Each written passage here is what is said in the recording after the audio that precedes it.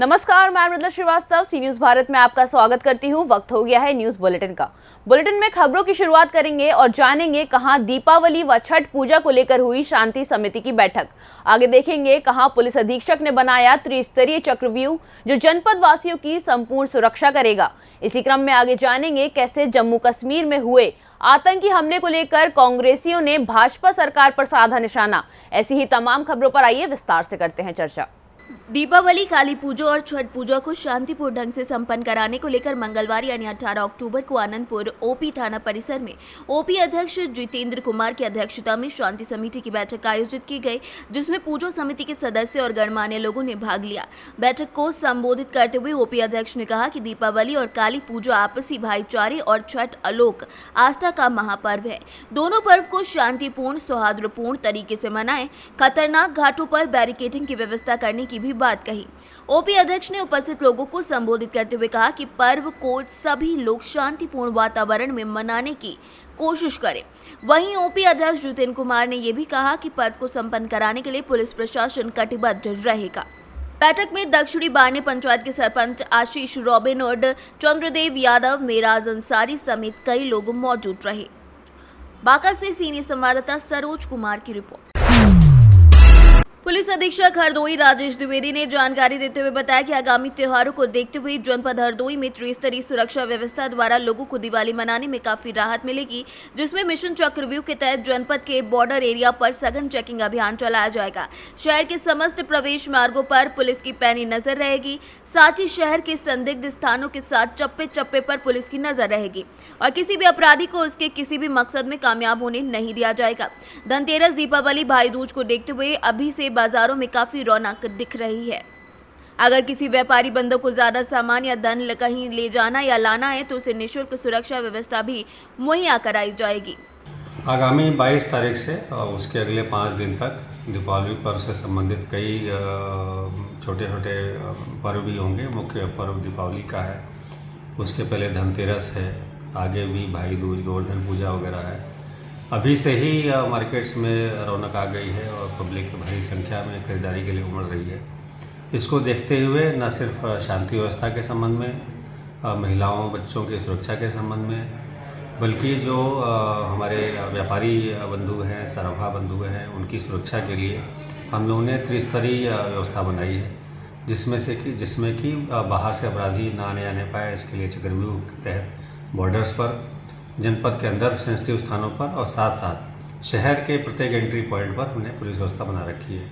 अपनी पीआरवीज और जो हमारे बीट प्रभारी हैं सब सतत मोबाइल हैं। साथ ही साथ हमारा ये आग्रह है, जो भी हमारे सराफा बंधु हैं या व्यापारी बंधु हैं जिनके पास एजेंसीज़ हैं, यदि किसी भी समय वो किसी भारी संख्या में अपना माल या धन ले आ रहे हैं तो वो अगर यदि मांगते हैं तो निःशुल्क उनको पुलिस सुरक्षा उपलब्ध कराई जाएगी।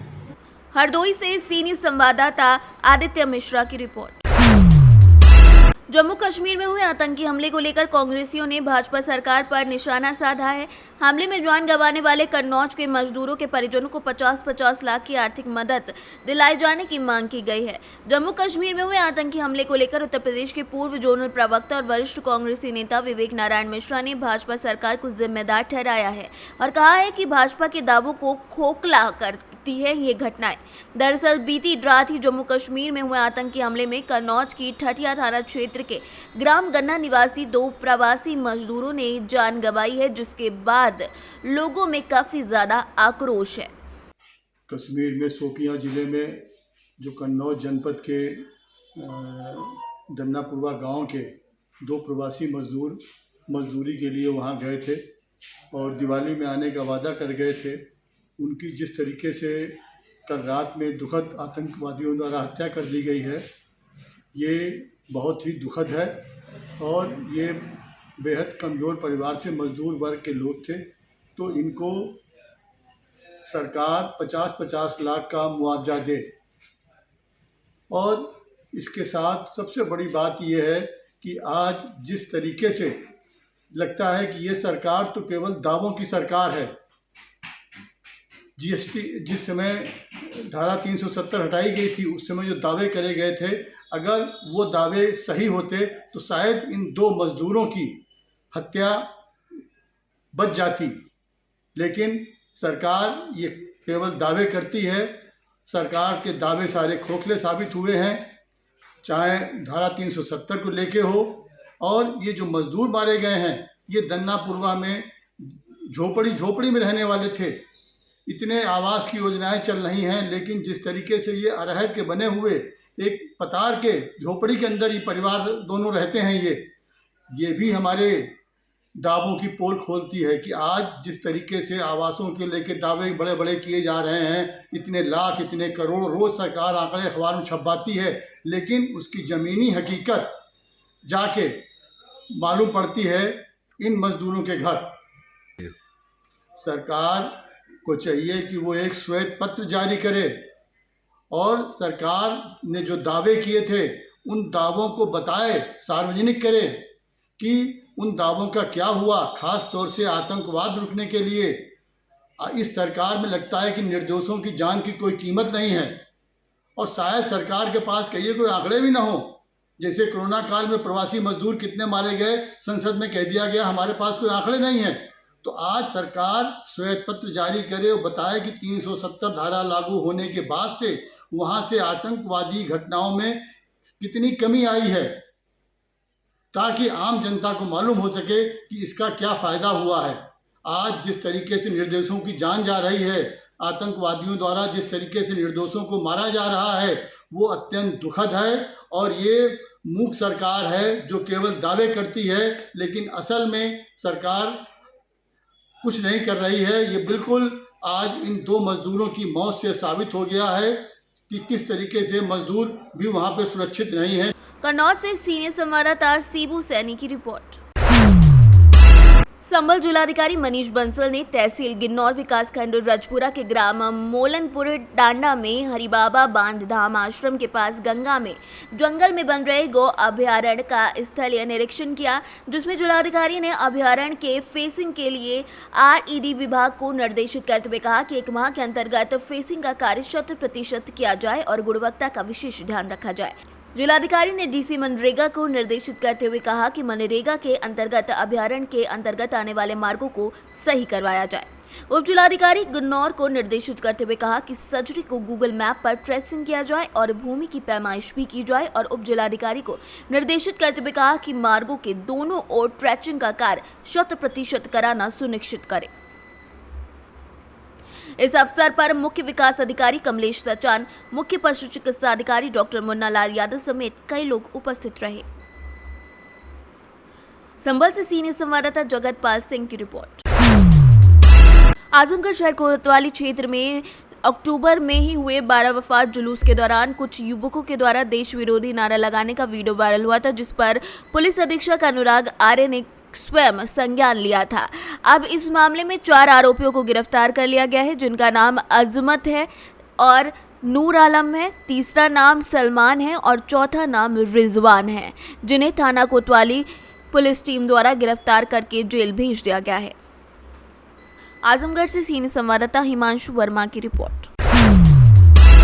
सनहौला थाना क्षेत्र के अंतर्गत पोठिया पंचायत के विनोद चौधरी का 21 साल का बेटा श्रीकर कुमार और दूसरा व्यक्ति किशन कुमार झारखंड से शराब लेकर सनहौला की ओर जा रहे थे। वहीं सनहौला पुलिस को ये सूचना मिली कि ऐसा मामला हो सकता है, तो उन्होंने सनहौला पुलिस में सघन चेकिंग अभियान चलाना शुरू कर दिया। पुलिस को देख दोनों युवक गाड़ी छोड़कर भागने लगे, तो पुलिस ने खदेड़कर दोनों को पकड़ लिया। जब उनकी बाइक की जांच की गई तो डिक्की से 500 ml का 15 कैन और मसालेदार शराब बरामद की गई।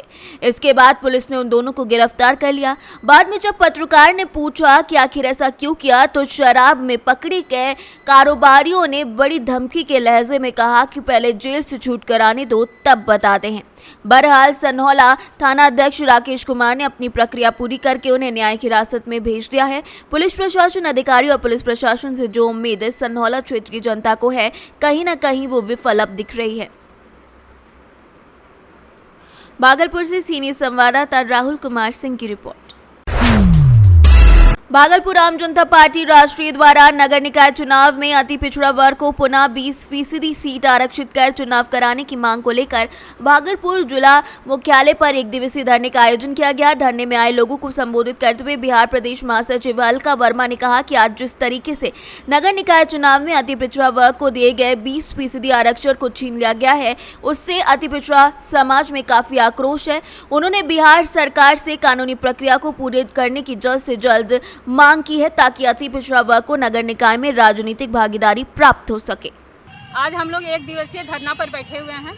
नगर निकाय चुनाव में जो कैंसिल किया गया है कोर्ट के तहत, उसके लेकर के हम लोग धरना प्रदर्शन कर रहे हैं। अति पिछड़ों को लेकर के उनको जो 20% का हक मारा गया है उसको हक दिलाना है।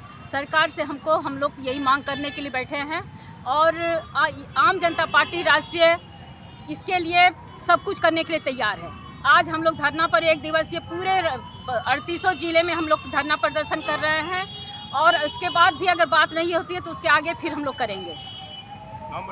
अब मैं अलका वर्मा आम जनता पार्टी राष्ट्रीय प्रदेश महासचिव सह लोकसभा प्रभारी भागलपुर से सीनियर संवाददाता राहुल कुमार सिंह की रिपोर्ट। कानपुर के थाना रेल बाजार के COD पुल ढाल के पास मंगलवार दोपहर तेज रफ्तार अनियंत्रित ई बस ने स्कूटी सवार युवक को रौंदा, मौके पर जिसकी मौत भी हो गई। हादसे में अफरा तफरी मच गई। राहगीरों ने मौके से ड्राइवर मुकेश कुमार शुक्ला और कंडक्टर को पकड़कर पुलिस को सौंप दिया। एक्सीडेंट के बाद जाम लग गया। पुलिस ने क्रेन की मदद से बस को किनारे कराया। पुलिस ने मृतक युवक की पहचान जाजमऊ निवासी हरिशंकर के रूप में की है। कानपुर से सीनियर संवाददाता अभिषेक जैकब की रिपोर्ट।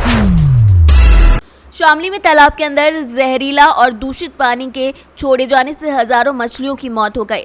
मत्स्यजीवी सहकारी समिति लिमिटेड के पदाधिकारियों ने प्रदर्शन करते हुए दोषियों पर कार्यवाही और मुआवजे की मांग की है। दरअसल बता दें कि मामला जनपद शामली के झिंझाना क्षेत्र के गांव गोडसामा का है, जहां पर तालाब में एक व्यक्ति द्वारा जहरीला और दूषित पानी तालाब में छोड़े जाने से हजारों मछलियों की मौत हो गई, जिसको लेकर मत्स्यजीव सहकारी समिति लिमिटेड के पदाधिकारियों ने प्रदर्शन करते हुए आरोपी के खिलाफ सख्त से सख्त कार्रवाई और मुआवजे की मांग की है। वहीं मत्स्य जीव सहकारी समिति लिमिटेड के जिला सचिव रोहिताश कश्यप ने बताया कि उनके द्वारा गांव में ग्राम सभा का तालाब आवंटित किया गया है, जिसमें वो मछली पालन का कार्य कर रहे हैं। उन्होंने गांव के राजकुमार नाम के एक व्यक्ति पर आरोप लगाते बताया कि व्यक्ति ने दूसरे तालाब में 20 सालों से रुका हुआ जहरीला और दूषित पानी इंजन की सहायता से उनके तालाब में छोड़ दिया। इसको कई बार मना भी किया गया, लेकिन वो नहीं माना। क्या नाम है सर आपका? सर मेरा नाम है ओम सिंह कश्यप, अध्यक्ष समिति का शेखपुरा मत्स्य विभाग सहकारी समिति लिमिटेड शेखपुरा कंडेला। अध्यक्ष जी, अभी आपने प्रदर्शन किया, क्या पूरा मामला? मछली मरी है? ये मछली मरी है सर, गांव का गंदा पानी तालाब का निकल रहा है। राजकुमार और उसका भाई प्रमोद इंजन से पानी निकाल रहे हैं। कैसा पानी है? गंदा पानी जहरीला 20 साल पुराना। कहाँ से पानी निकाल लिए? गाँव से बाहर तालाब है सड़क के पास, उसमें से निकाल रहे हैं। तो उससे क्या समस्या आई आपको? उसकी समस्या होती है उसमें जहर है मिला हुआ तेजाब, उससे मरी है मछली सब। कितनी मछली मरी? करीबन लगभग 5 लाख रुपए का नुकसान। आपका नुकसान हुआ। क्या आपने इसकी शिकायत नहीं की किसी को? सर शिकायत की है। क्या कहा? किस चौकी पब्लिकेशन दी है इसकी। क्या चाहते हैं आप? हम ये चाहते हैं कि हमारे नुकसान की भरपाई हो और हमारे साथ अन्याय ना हो। अच्छा, न्याय हो। आखिर कारण क्या रहा पानी निकालने का? क्यों? सर इस बात को तो ये बताएंगे, मुझे नहीं पता इस बारे में क्यों निकाला हमने। जैसा हमने कल पानी रोका था तो उन्होंने इंजन बंद नहीं किया, हम कहकर चले गए, कल हम बंद कर देंगे। आज सवेरे हमारे नौकर ने पता फोन किया 6:30 बजे लगभग, बोले भाई मछली मर ली। तो हम यहाँ पर आकर सब लोगों ने देखा, समिति वालों मेंबर भी आए हुए हैं, अध्यक्ष भी है, सचिव भी है, सब आए हुए हैं। तो अब आप क्या चाहते हैं? हम ये चाहते हैं कि न्याय हो, अन्याय ना हो। गरीब आदमी है सब, छोटे छोटे एक एक बूंद करके इकट्ठा कर रहे हैं और ये हमारा निकल गया, क्या करें, ये भूखे मरेंगे इनके बच्चे। क्या नाम है सर आपका? मेरा नाम रोहिताश कश्यप है जी। रोहिताश जी, क्या मामला आपने प्रदर्शन किया और मछली मरी है? मैं मत्स्यजीवी सहकारी समिति लिमिटेड शेखपुरा कंडेला जिला शामली का सचिव हूँ। हमने एक ग्राम सभा का तालाब जो है आवंटित हो रहा 10 साल के लिए हमारे खोट समय में। तो इसमें जो है गाँव के है राजकुमार और प्रमोद समाप लक्ष्मी, ये जो है दूसरे तालाब का जहरीला गंदा प्रदूषित पानी जो करीब 15-20 साल से रुका हुआ है, उसे जो है इंजन लगा के और जो है उसमें हमारे तालाब में निकाल दिया उसे। हमें जैसे पता चला कल, तो हम कल आए, हमने उसको कहा भाई ये ऐसा काम कर रहा तू, इसमें जो है सारी मछली मर जाएंगी हमारी। वो कहने लगा भाई मेरे गांव का तालाब है, हमें कोई रोक नहीं सकता इसमें, और ये पानी तो हम जो है यहीं को निकाल लेंगे। अच्छा। हमने कहा भाई मछली मर जाएंगी, इसका देख लो। कहने तो मानने नहीं, हम चले गए। सुबह ही जो है आज नौकर है सिब्बा, उसने फ़ोन करके हमें सूचना दी कि भाई जो है मछली जो है तालाब की बच्चा भी और मछली भी सब मर गई। तो ओम सिंह जो अध्यक्ष है उसने फ़ोन करा उस पर, राजकुमार पर, कहना भाई हमने तुम्हें कल फ़ोन पे कल मना करी थी आने का, वहीं से भाई निकाल लेना, तो मानना नहीं, और आज सारी मछली मर गई। तो उसने जो है अध्यक्ष को धमकी दी, कहना भाई जो बछड़ी नहीं भी जहर डाल के मार दूंगा, और जो मेरे गांव का तालाब है, और अगर यहाँ आगा तो महिला अपने घर की महिलाओं तो पिटवा दूँगा तुझे। अच्छा, उसके बाद हमने आगे देखा तो यहाँ देखा सारा तालाब सफ़ेद हुआ पड़ा, मछली मोटी मोटी, बच्चा सब A to Z सब मरा पड़ा उसमें। क्या आपने इसकी शिकायत नहीं की किसी को? शिकायत हमने पुलिस चौकी में चौथाना में की। अच्छा, अब आप क्या चाहते हैं? बस हम ये चाहते हैं 200 रुपये कार्रवाई हो, और हमें जो है इसका जो मुआवजा है वो दिलवाया जाए। कितना नुकसान है आपका? इसका नुकसान हुआ है हमें करीब 5 लाख रुपए का। शामली से सी न्यूज़ संवाददाता मोहम्मद इकरार की रिपोर्ट। फिलहाल के लिए इस न्यूज बुलेटिन में बस इतना ही। देश और दुनिया की तमाम खबरों को जानने के लिए देखते रहिए सी न्यूज भारत। हर खबर आपके साथ, आपके हाथ।